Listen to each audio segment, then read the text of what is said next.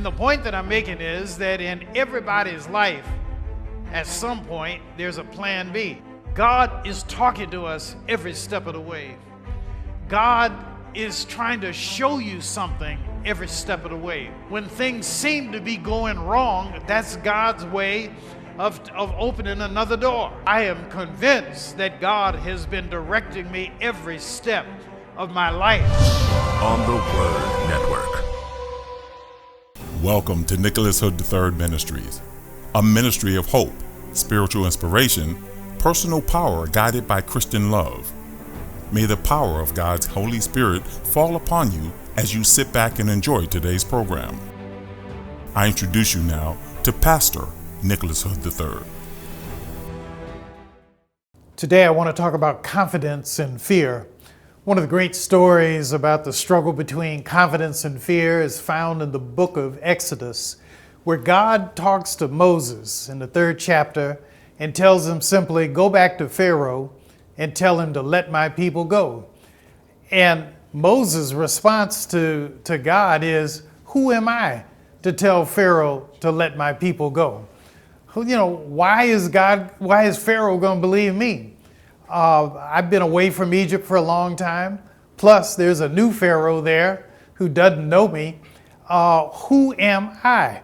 And then Moses tells God, send somebody else. Don't send me. And I really think that Moses was struggling with confidence. And you have to remember that at the stage of Moses' life, when God comes to him and says, go back to Egypt and tell Pharaoh, let my people go, Moses is 80 years of age. I bet you there's some 80-year-olds who are looking at this program. I know there's some 80-year-olds because every week somebody calls me who's watching the program, and just in talking with some of you, it seems like there are some people who may be around 80 years of age or pushing 80. Some are older than 80. And ask yourself, if God called you and asked you to go to Egypt to say, let my people go, what would you say? You don't have to go all the way to Egypt to be, challenged on your confidence. Suppose somebody looking at this program felt like God was calling you to call up the President of the United States and say, treat my people better. Would you do it? Or would you say, like Moses did, send somebody else? Who am I? I'm not the one to do this. And the funny thing about this story is that you have to remember, Moses has been in the land of Midian since he was in his 20s. When he got to 20, we don't know the exact year, but in his early 20s, Moses, who had been raised in Egypt, with the daughter of Pharaoh, like a surrogate mother for him from his infancy. Moses is there in Egypt and he sees an Egyptian and a Jewish man fighting. And he tries to break up the fight. And in the process of breaking up the fight, the Bible tells us he accidentally killed the Egyptian. But because of the law of Hammurabi, an eye for an eye, a tooth for a tooth, a life for a life, Moses was afraid that Pharaoh would kill him because that was the law. And so Moses runs away to the land of Midian, and there in the land of Midian, he meets his future wife, Zipporah. He meets Zipporah, they settle down, her dad gives her to Moses in marriage. They have 2 sons, and they live a quiet life for the next 60 years. I mean, think about that. 60 years is a long time. And he and Zipporah are out there just frolicking with the sheep. Moses becomes a shepherd. He's living a quiet life. He's not trying to create any ruckus with anybody. And there, when his life is most pleasant, when his life is most peaceful, God comes to him and God says, I have a job for you. I have something I want you to do, Moses. And what I want you to do is you got to give up this pastoral sheep life. you got to give up the sheep, and I want you to go back into the fire. Go back into Egypt and tell Pharaoh, let my people go, and see what happens. And the response of Moses is, God, I'm not eloquent of speech. God, why will Pharaoh listen to me? Send somebody else. And at that point, God tells Moses, God gets angry with Moses because God has invested in Moses. God sees something in Moses cannot see in himself. And sometimes you and I are like Moses. Sometimes there's an opportunity that comes your way and we turn it down. We turn it down because we can't imagine that we would do that thing. I know people who have turned down promotions because they don't want more responsibility. The promotion would offer more pay, but along with more pay, there's more responsibility. And I actually know people who've told me that over the years. They said, no, I didn't want that job advancement because I didn't want to work longer hours. Yes, there's more, pay, but there's more responsibility. And that's where Moses is. Moses did not want the fear of going back to Egypt. And so when Moses declines the offer of God, God says, well, your brother Aaron, I'll ask Aaron to go. And when God asks Aaron, Aaron has no problem. He says, I'll go. I'm in, God. Tell me what to say and I'll do it. And he said, well, I'm going to talk through Moses. Moses is going to tell you what to say. And then you, Aaron, will be the one to talk to Pharaoh because Moses didn't believe in himself. And that's how the Exodus story starts. And, sometimes in life, I don't know if there's anybody looking at this who's ever felt like you were afraid to do something, but somebody else stood up and said, it's okay, I'll do it. I'm not afraid. I'll go where he doesn't want to go. I'll do what she doesn't want to do. And in the process, sometimes you miss an opportunity. And it's the struggle between confidence and fear. And sometimes our fears get the best of us. In our fear, there are places we don't want to go. In our fearfulness, there are things we don't want to do. In our fearfulness, there are words we don't want to say because we don't know how they're going to be accepted. But the confident person is the person who steps out in faith and says, even though I don't know how I'm going to be received, I'm going to speak up. Even though I don't know whether or not people are going to laugh at me, I am going to do what I think is the right thing to do. And very often you'll find in life that if you don't speak up when you should speak, if you're quiet when you ought to be talking, that what you find is that very often you miss an opportunity. And one of the things I learned as a student in school, when I was younger, I liked to sit in the back of the classroom because I was hoping the teacher wouldn't call on me. But as I became more confident in school, by the time I got to college, I found myself trying to sit in the front of the classroom. Not because I was smarter, not because I knew so much, but by sitting in the front of the classroom, it forced me to sit on the edge of the seat. It forced me in my confidence to raise my hand when I didn't know the answer and to ask a question. And one of the things I began to realize is that there are a lot of people in class who don't know the answer. There are a lot of people in life who don't know if they're going or coming. But the smart people are the ones who raise their hands. Though the smart person is the one who is confident enough and not embarrassed to raise a question that maybe might seem to be dumb. And what you find in the process of raising your hand and asking the simple question is that in life, there are no dumb questions. Let me say that again. I've learned in life, there are no dumb questions. The dumb thing to do is to keep your mouth shut, particularly when you have a question. If you have a question, answer it. And it's true not just in the classroom, but it's true in the house, at your own house.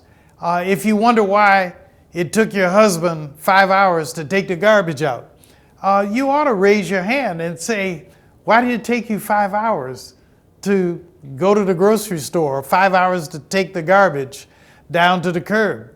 And sometimes it's remarkable what you might learn in the process. And in healthy relationships, it's so important to talk. In a healthy, loving relationship, it's important to feel confident enough to just simply raise a question.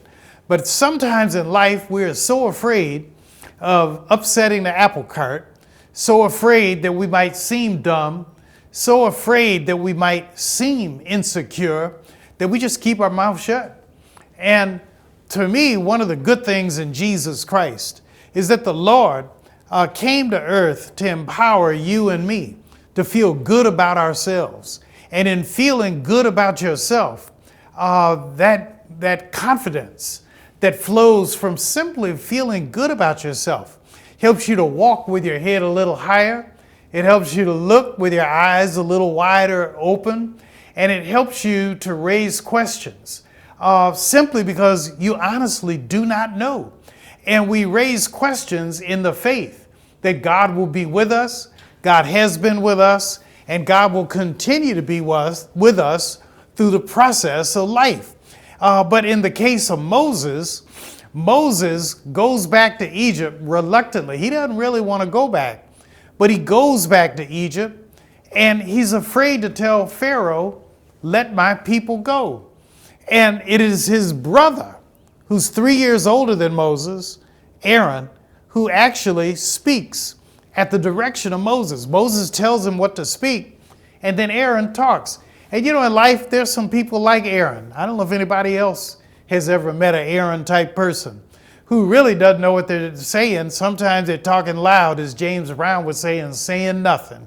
But there are people out there who are confident enough to run their mouth, confident enough to get up and try to walk to the front of the line, but they might not have a clue of what they're doing. They might not have a clue of even what to say. And that's why it's so important in life for us to build confidence on the things that we really do know. And when there's something that you really don't know, maybe that's the time to keep your mouth shut. But with Moses, Moses is the one who God ordains to take the people over the Red Sea, because God saw something in Moses that Moses couldn't see in himself. And I think that God looks at you and me the same way. God sees something in you you can't see in yourself. We're going to take a break, and when I come back, I'm going to talk a little bit more about what God sees in you and what you don't see in yourself. Stick around, I'll be right back. America used to be considered a godly country. It doesn't seem to be that way to me now. And I don't mean to be disrespectful or anything, but it's so many things they're okaying for the wrong reasons. There's not godly reason. People need to really open up the Bible, the Bible, and look in it and really get it into their heart. And this, the way the Reverend Hood is doing this is a comfortable way. It's not forcing anything on people. It's a comfortable way and a loving way for it to continue to move in that direction. The way Reverend Hood presents it, you can understand it, and it makes you want to delve into the Bible even more so that you can see more, because it seems like the program goes off too fast. We need the bread of life. We really do. These days we need it more than ever. And Reverend Hood's ministry on TV is giving us our bread.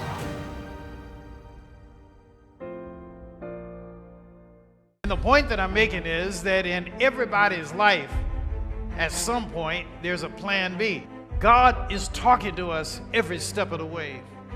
God is trying to show you something every step of the way. When things seem to be going wrong, that's God's way of opening another door. I am convinced that God has been directing me every step of my life. On the Word Network. Today I'm talking about confidence and fear, and starting with the story of Moses in Exodus chapter 3 and chapter 4 and beyond. Throughout the whole book of Exodus, Moses is called by God at 80 years of age. And one of the points that I left off in the first segment is that how many of us looking at this program are close to 80 years of age? I know there are a lot of people much younger who look at this program, but can you imagine that at 80 years of age, God might call you to do anything? You know, I talk to people all the time who are trying to figure out how to retire at 50 or 60, or definitely by 70. But for God, the most exciting thing that happens in the life of Moses doesn't happen until he's 80 years of age. And so for anybody looking at this program who thinks that because you're older, you're up in years, that you need to slow down, I want you to reread Exodus. Start in chapter 1, but definitely if you don't read the whole book of Exodus, go through chapter 3 and chapter 4. Those are real brief chapters. And what you see is Moses struggling with his own confidence, saying, who am I to go back to Egypt to tell Pharaoh to let my people go? And I've been thinking, giving a little bit of thought about what does it mean to have self-confidence, and how is my self-confidence related to my self-esteem? I think that they're hand in hand together. If a person has self-confidence, usually they have self-esteem. If a person doesn't have self-esteem, they very often do not have self-confidence as well. I was born in New Orleans, 1951. And one of the things, I don't know what that was during, segregation.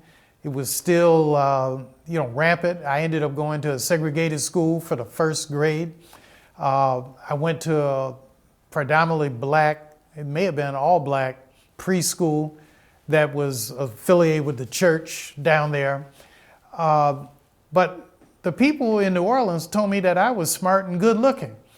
And I was too simple-minded to think anything else, that you're smart and you're good looking.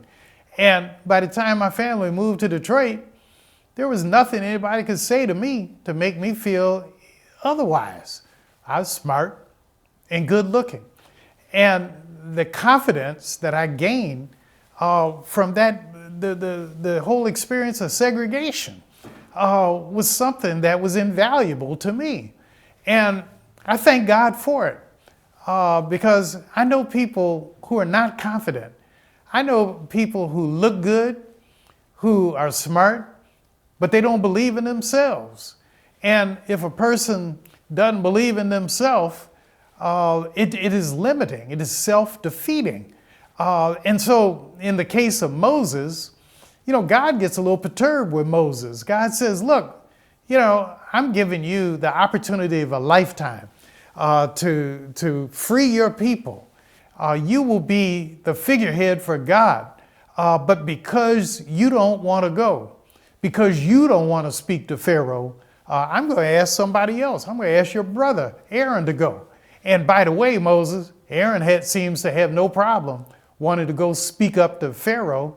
And I'd like to be a fly on the wall to have seen what Aaron was really like, because it's almost like Aaron shows up out of nowhere.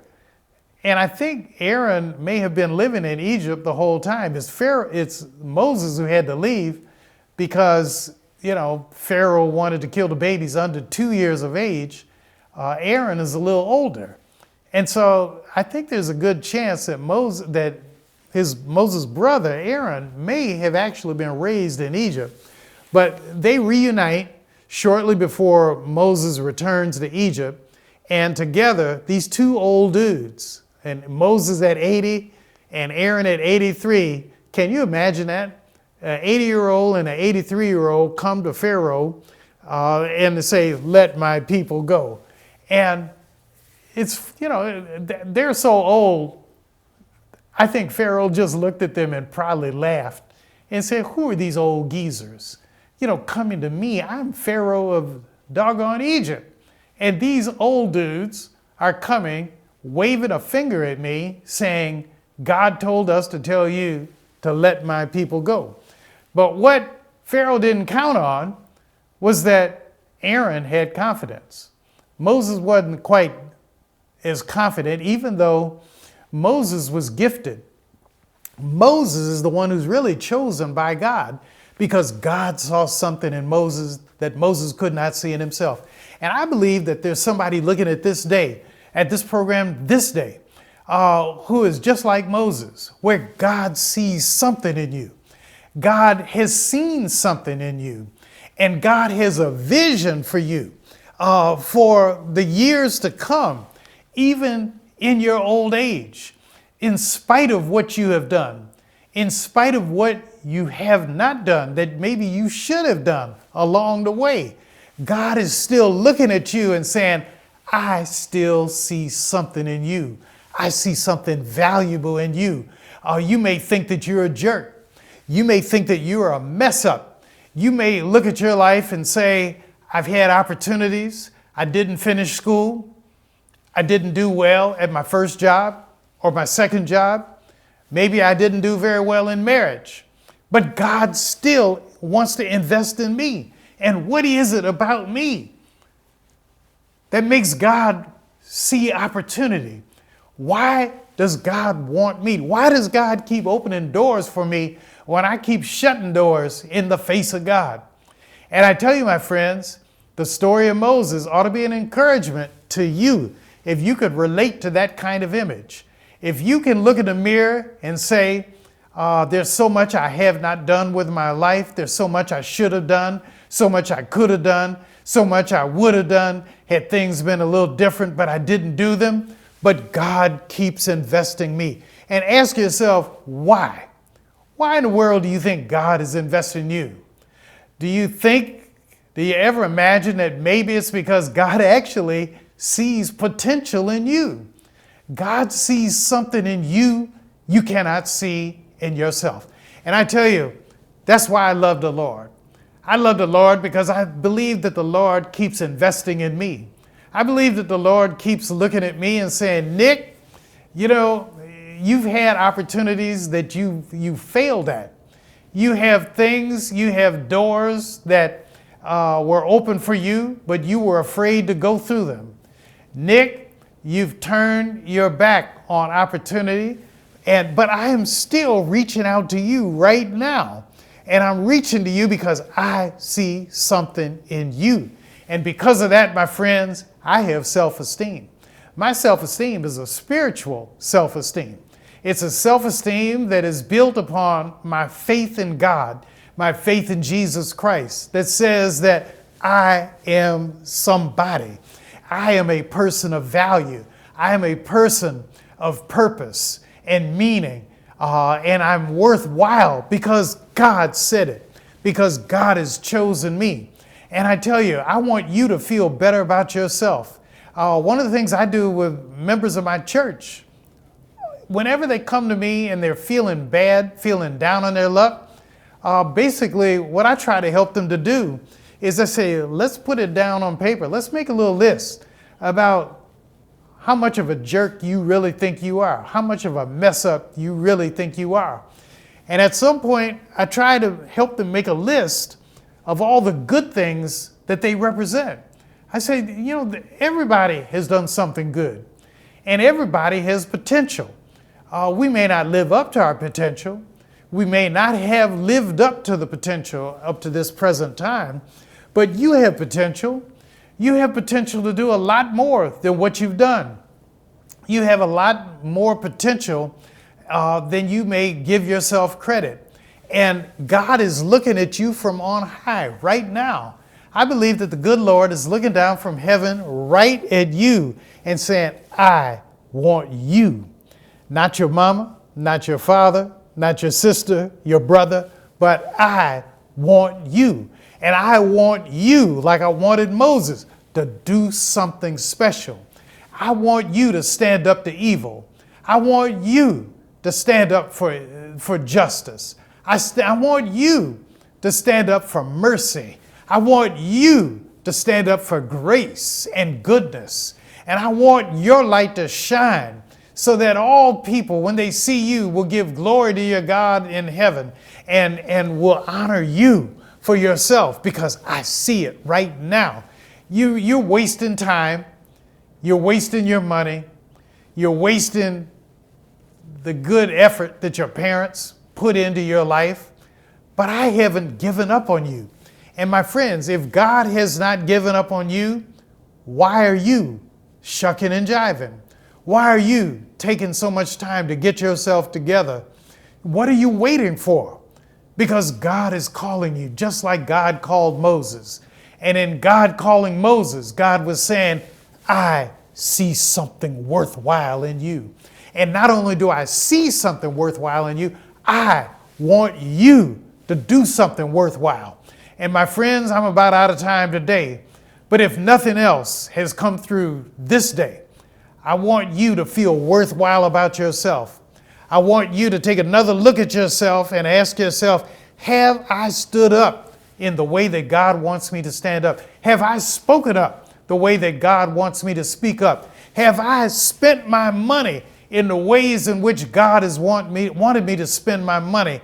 Have I spent my time in the ways in which God wanted me to spend time? Have I loved the way Jesus Christ called us to love?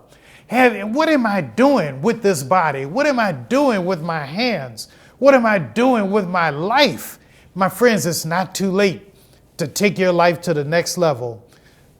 Stand up in confidence that God has you here for a reason, and God is ready to invest in you right now. Don't give it away to somebody else, because your blessing is waiting for you right now. Thanks so much for being with me. Look forward to seeing you next week. Remember, I'm praying for you.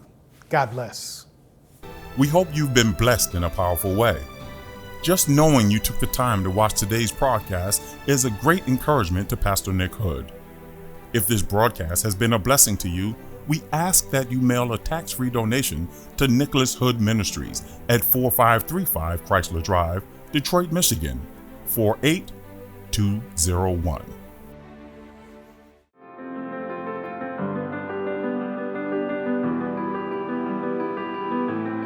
There are people all across this globe who now will have the opportunity to know you like I do, because of course you are very forthcoming in telling stories about life, stories that are relatable, and that means something. How wonderful it is, and I just look forward to seeing how this platform, this new platform, will just rise and grow and really be a vessel through which you can be a blessing to folk all over this world, and Lord knows we need it. And the point that I'm making is that in everybody's life, at some point, there's a plan B.